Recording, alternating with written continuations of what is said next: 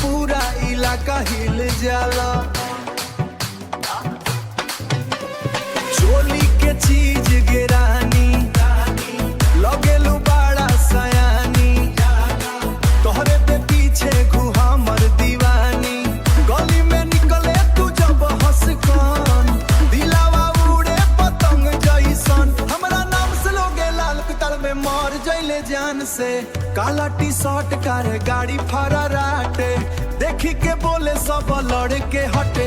रंगदारी में नाम बभारी, बाकी दिल में बसलू तू प्यारी। ए राजा ज्यादा गरम ना होखी, प्यार में धीरे धीरे बोली।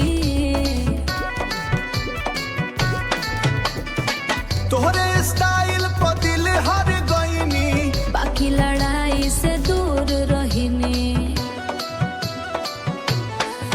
जब तू आँख में आँख मिलावेला, मनवा हमार मुस्कावेला। सच्चा वाला प्यार निभाई हो, झूठ फरेब कभी न करी हो।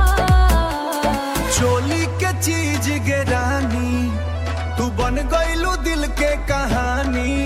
रंगदारी वाला छोड़ा छोड़ा हम, बाकी तोहरे खाती वाना ना प्राणी। रंगदारी वाला छोड़ा छोड़ा हम, बाकी तोहरे खाती वाना ना प्राणी। बाकी तोहरे खाती वाना ना प्राणी, हाँ प्राणी।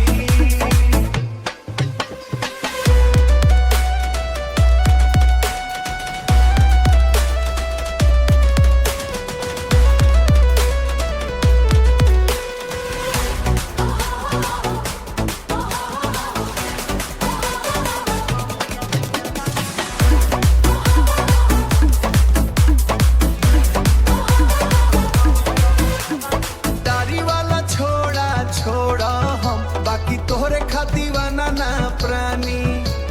हाँ बोल भैया।